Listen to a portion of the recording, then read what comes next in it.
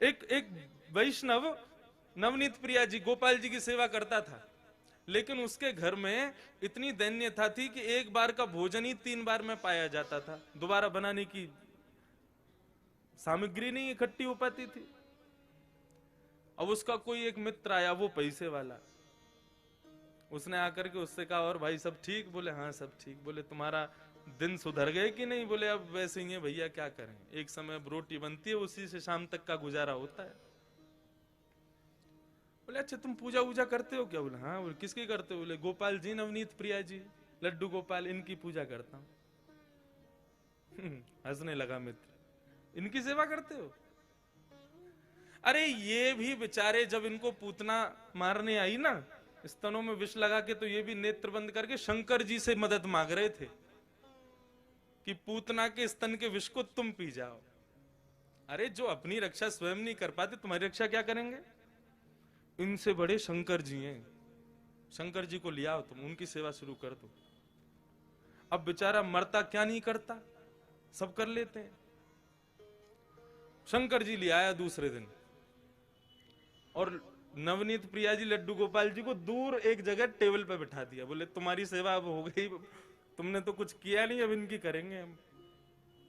अब शंकर जी की पूजा उसने शुरू कर दी, खूब रुद्राष्टाध्यायी से अभिषेक आदि सब करने के बाद में अगरबत्ती जला करके और त्रिपुंड लगा लिया। पहले तो ऊर्ध्वपुंड लगा रहा था, अब त्रिपुंड लगा करके ओम नमः शिवाय जप करने लगा।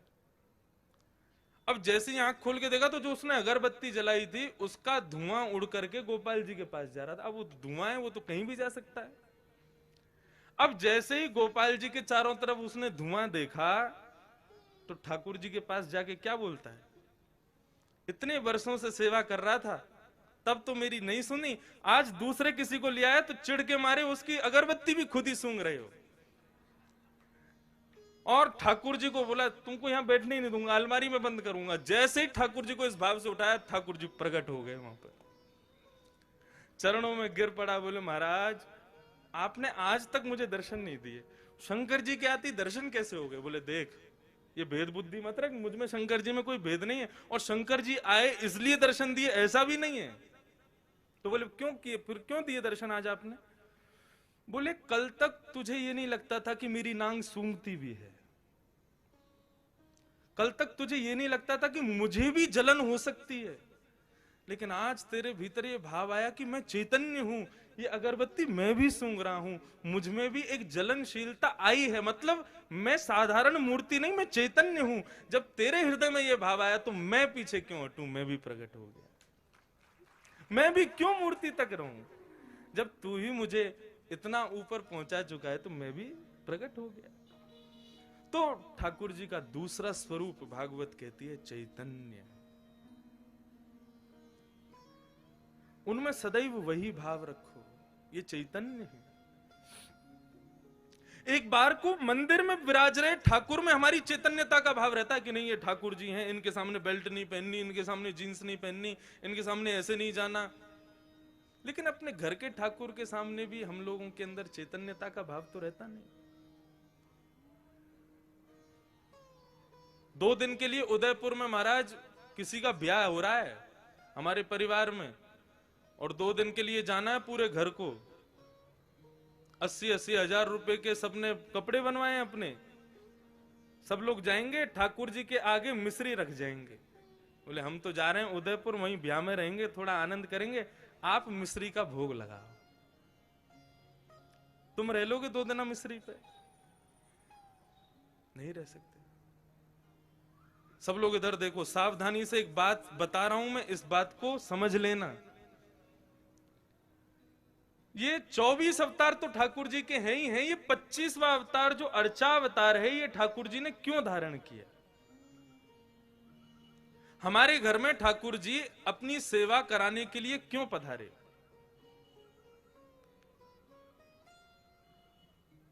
इसके पीछे एक बहुत सुंदर भाव है, सावधानी से सुनिएगा।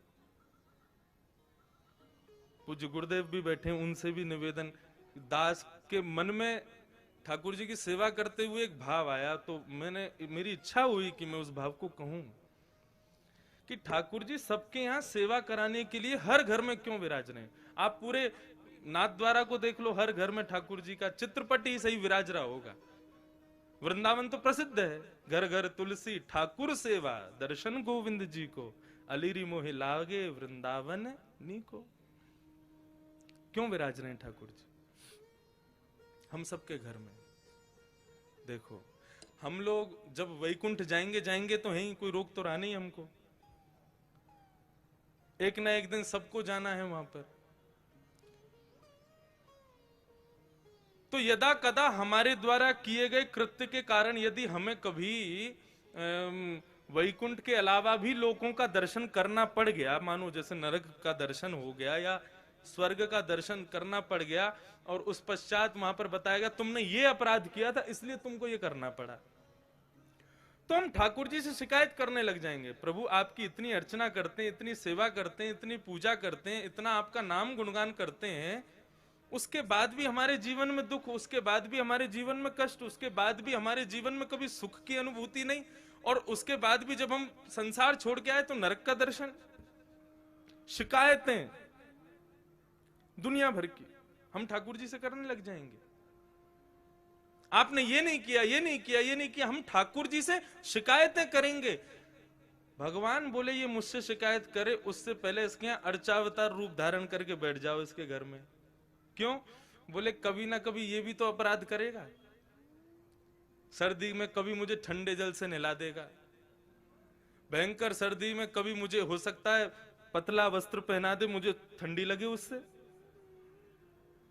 भयंकर गर्मी में खुद तो एसी में बैठेगा, मुझको पंखा भी नहीं चलाएगा, बिजली का बिल बढ़ जाएगा, मंदिर का पंखा बंद ही रहने दो। ये सारे अपराध ये करेगा मेरे साथ में, लेकिन मैं कभी शिकायत नहीं करूंगा। क्यों? हिसाब बराबर करने के लिए आया हूं, तुझे शिकायत करने योग्य छोड़ूंगा नहीं मैं। तुम भगवान से कुछ कह नहीं सकते कि भाई आपने ऐसा क्यों नहीं किया, आपने ये दुख क्यों किया। भगवान बोले तेरी शिकायत पूरी हो गई, अब मैं करूं शिकायत। भोग बनाते समय सब्जी देख करके भोग लगने से पहले ही तेरा मन ललचा गया था। एक बार भयंकर सर्दी में एक बार मुझे कहीं लेके जा रहे थे, बद्रीनाथ गए थे, मुझे इतना पतला वस्त्र पहनाया, मुझे सर्दी लगी, मैंने कभी शिकायत की तुमसे? तो मनुष्य की जितनी भी शिकायतें हैं उनका हिसाब बराबर हो जाए, उसके लिए ठाकुर जी अर्चावतार लेके आए कि आप ठाकुर जी से कुछ कह ना सको। यदि आपने कहा तो फिर ठाकुर जी कहेंगे। कितना भी प्रयास कर लेना, कितनी भी कोशिश कर लेना, अर्चावतार में एक ना एक अपराध तो हम करते ही हैं, लेकिन ठाकुर जी कभी कुछ नहीं कहते। तो वही चैतन्य है। और ठाकुर जी का तीसरा स्वरूप है आनंदम परमानंदम। ठाकुर जी आनंद स्वरूप है। श्रीनाथ जी का स्वरूप परमानंद प्रदान करता है। हमारे बाल कृष्ण प्रभु ने दुनिया भर के रूप धारण किए, कहीं पर बांसुरी बजा रहे हैं, श्री राधा वल्लभ जी में रोज ब्याह कर रहे हैं, बिहारी जी में नित्य मनोरथ कर रहे हैं, श्री गोपीनाथ गोविंद देव जयपुर में विराज रहे हैं, उनके भी अलग अलग रूप। लेकिन श्रीनाथ जी का जो रूप है, स्वरूप है, इसमें सब विराजमान है, सब विद्यमान है, क्योंकि ये वास्तविक आनंद स्वरूप है। एक भुजा ऊपर है और दूसरी भुजा कमर पर है।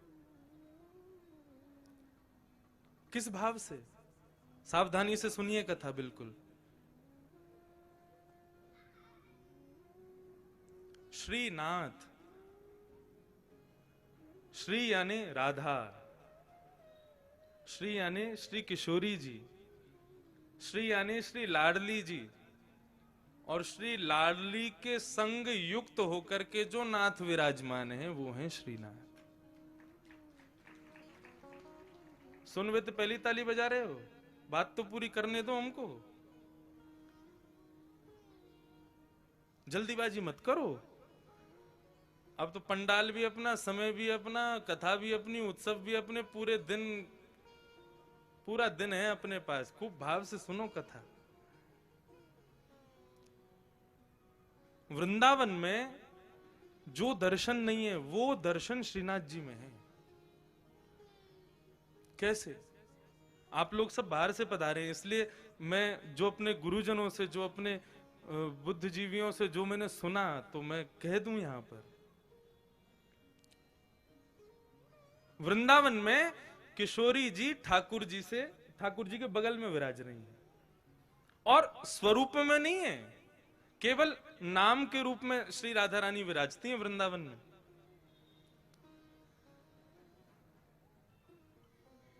जब देखी वृषभानुजा हिय विच उठी है हुक, वंशी रह गई हाथ में फिर ना लागी फूंक। वृंदावन में श्री किशोरी जी अपना स्वरूप नहीं दिखाती। क्यों? क्योंकि एक बार ठाकुर जी मुरली का नाद कर रहे थे, तो एक मयूर मोर नृत्य करता हुआ ठाकुर जी के सामने आया और ठाकुर जी को इशारा करने लगा, चलो हम आपको किसी से मिलवाने ले चलें। भगवान बोले किससे मिलवाने ले चलो? चलो तो सही। लेके गया तो एक कुंड में एक गोपी कुंड का जल भर रही थी, तो मयूर इशारा करता है, इनको देखो, इनसे मिलवाने लाए हैं। भगवान बोले कौन है? मयूर बोला खुद ही देखो। अब ठाकुर जी खूब उमड़ घुमड़ करके वेणु बजा रहे हैं, ऐसे ऐसे तान बजामे कि भाई ये घूम के गोपी देखे तो इसका चेहरा दिखे। लेकिन वो गोपी अपने कार्य में व्यस्त थी। लेकिन जैसे ही कार्य पूरा हुआ और जैसे ही उसने गागर में जल भर के जैसे ही अपने मस्तिष्क पर धारण किया और कार्य पूरा करके जैसे ही पीछे मुड़ी ठाकुर जी की ओर देखा, तब ये पद गाया। बोले जब देखी वृषभानुजा, वो कोई गोपी नहीं है, श्री राधा रानी है। जैसे ही उनका दर्शन किया तो ठाकुर जी बंशी बजाना भूल गए। मतलब उंगलियां तो नर्तन कर रही हैं लेकिन फूंक नहीं निकल रही हृदय से, इतनी सुंदर श्री किशोरी जी।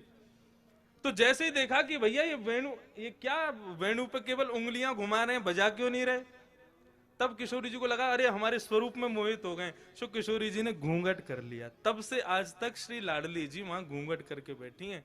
क्यों? बोले यहां पर भक्त दर्शन करने आएंगे ठाकुर जी का, और यदि मैंने घूंघट ऊपर कर लिया तो ये तो मुझे देखते रहेंगे, भक्तन ने तो देखेंगे ना। तो यहां हमारे श्री किशोरी जी घूंघट करके बैठी हैं। लेकिन नाथद्वारा में किशोरी जी कहां है? नाथद्वारा में लाडली जी कहां है? ये जो स्वरूप है ये श्री लाडली जी का है, एक स्वरूप नहीं है श्रीनाथ जी। ये दोनों स्वरूप जब प्रेम में उन्मुक्त होकर के एक हो गए, तब श्रीनाथ स्वरूप प्रकट हुआ। अपनी पूर्ववर्ती कथा में भी मैं बता रहा था कि जब रास करते हैं ठाकुर जी, तो दोनों के अंग का स्वरूप क्या होता है? बोले श्री किशोरी जी तो ऐसे नृत्य करती हैं, ये भाव है उनका, ये सदैव ऐसे ही नृत्य करती हैं। और श्री ठाकुर जी दोनों श्री विठलनाथ के रूप में, जैसे दोनों कमर पर हाथ रख करके और इस प्रकार से ठाकुर जी नृत्य करते हैं। कभी आप रासलीला देखो तो कान्हा मोर बन आयो, कैसे आवे? यूं ही तो आवे, अपने कंधे पे हाथ रख, अपने कमर पर हाथ लगा के। तो ठाकुर जी ज्यादातर नृत्य ऐसे ही करते हैं। अब नृत्य करना नहीं आता, नहीं करके बता देता मैं। अब भाव यही है कि बार बार ठाकुर जी नृत्य करते करते ऐसे ही हो जाते हैं, और श्री किशोरी जी ऐसे ही नृत्य करती हैं। एक दिन किशोरी जी जब नृत्य कर रही तो ठाकुर जी बोले आज तो आप बहुत ही सुंदर लग रही हो, तेरो मुख नीको कि मेरो मुख किशोरी राधे। ठाकुर जी दर्पण देखें, दर्पण में किशोरी जी, जब ठाकुर जी और किशोरी जी दोनों देखें तो ठाकुर जी कहें अच्छा लाडली जी यूं बताइयो तुम्हारो मुख सुंदर है कि मेरो मुख सुंदर है? किशोरी जी कहें जा प्रकार से अमावस्या में पूर्णिमा को चंद्रमा खिल जाए तो पूर्णिमा के चंद्रमा को देखवे के काजे सबन की दृष्टि व काली अंधियारी को भी देखे, वैसे ही आप हो। बोले आप तो ऐसे कार्य हो, आपको कोई देखो तो चाहे ना। लेकिन हम जब गौरांगी अपनो पूर्ण रूप लेकर के आपके बगल में विराज जाए ना, तब लोग आपको देख लें हमारे मारे। ऐसा ठाकुर जी के संग विनोद करें श्री किशोरी जी। तो उस दिन ठाकुर जी बोले आज तो आप बहुत ही सुंदर लग रही हो। राधा रानी बोली हम तो सुंदर हैं ही हैं, बता का रहे। ठाकुर जी बोले लेकिन हमारी इच्छा है रे कि आप हमारे सन्निकट आ जाओ, आप हमारे नजदीक आ जाओ। किशोरी जी बोली देखो ये सब सखियां नाच रही हैं, सब नृत्य कर रही हैं, सब रास कर रही हैं, अब हम इन सबन के सामने आपके समीप आमे ना तो हमको न कष्ट होवे। सो किशोरी जी तो आमे नहीं, ठाकुर जी बार बार ऐसे नाचते नाचते उनके बगल में पहुंच जाएं कि हमारे पास आमे। लेकिन ललिता, विशाखा और श्री यमुना, इन तीनों के हृदय में यह भाव आया कि ठाकुर जी की बड़ी इच्छा है रही है श्री किशोरी जी के आलिंगन की, हृदय से लगावे की, लेकिन हम लोगन के संकोच के मारे कर नहीं रहे। सो तीनों नृत्य करते करते वहां से अंतर ध्यान हो गए ताकि हमारा संकोच दूर हो जाए, हमसे जो संकोच है वो दूर हो जाए। जैसे ही तीनों वहां से प्रस्थान किए, ठाकुर जी ने और श्री लाडली जी ने देखी अब कोई ना है, अब तो समीप आ जाओ हमारे, आपको स्वरूप इतना बढ़िया मनमोहक लग रहा है। सो किशोरी जी तो ऐसे नृत्य करते करते और ठाकुर जी ऐसे नृत्य करते करते जैसे ही आकर के आलिंगन कियो है, सो आधो स्वरूप तो श्री किशोरी जी को और आधो श्री ठाकुर जी को श्रीनाथ रूप में प्रकट हो गए। बोलो श्रीनाथ प्यारे की जय। आप कभी गर्मी में यहां आना, मैंने तो अनुभव किया है, ठाकुर जी की जो उठी हुई भुजा है वो श्री राधा रानी है, और उस भुजा को जब आप देखेंगे तो उस भुजा में आपको गौर वर्ण का दर्शन होगा। अभी तो ठाकुर जी ने पूरा अंग ढका, केवल मुखमंडल दिखाते हैं, लेकिन कभी गर्मी में आप आओगे तब ठाकुर जी के श्री अंग का दर्शन कीजिएगा, आपको श्री किशोरी जी भी दिखेंगे। तो आधा भाग श्री लाडली जी हैं और आधा भाग श्री ठाकुर जी हैं, दोनों के रूप एक हुए तब श्रीनाथ प्रकट हुए। हमारे ब्रज वृंदावन में तो फिर भी राधा रानी ने थोड़ा सा दूर है के बैठी हैं, लेकिन यहां तो एक में ही बैठी। और यहां आए कहां थे, कहां से आए, हमारे यहां से ही तो आए, हमारे ब्रज से ही तो पधारे। कल यहां पर प्रेस कॉन्फ्रेंस हो रही थी तो हमारे प्रेस के सब भाइयों ने हमसे पूछा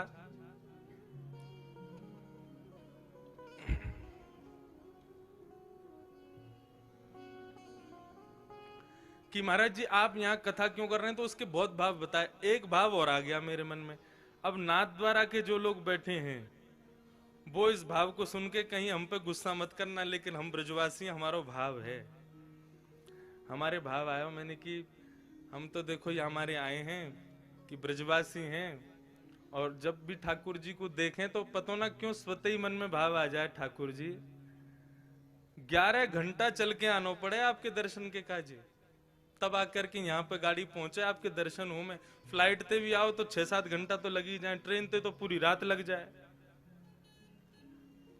हम ब्रजवासी आपके प्राण धन है, आप ही कहो ब्रजवासी वल्लभ सदा मेरे जीवन प्राण। श्री गोवर्धन कभी कभी आपके बगैर सूनो लगे, तो हम ब्रजवासी पे कृपा करो, बहुत दिना विराज ली राजस्थान में, अब जल्दी ब्रजधाम वापस चलो। हमारे हृदय में तो ये भाव आ जाए। तो प्रेस वाले क्या बोले, आप हमारे ठाकुर जी को चुरावे आए हो यहाँ पे? मैंने भैया चुरावे तो ना आए। बोले हमारे ठाकुर जी कहीं ना जाएंगे, अब संभव ही ना है, वो तो यहीं रहेंगे, यहाँ से कहीं नहीं जाएंगे। मैंने कि आप काहे को गुस्सा रहे हो, मतलब ठाकुर जी गए तो आप कौन से यहाँ रहोगे, आप भी आओगे। और मैंने हम सब ब्रजवासी सब आपको स्वागत करेंगे, पधारो भैया हमारे ब्रज में पधारो।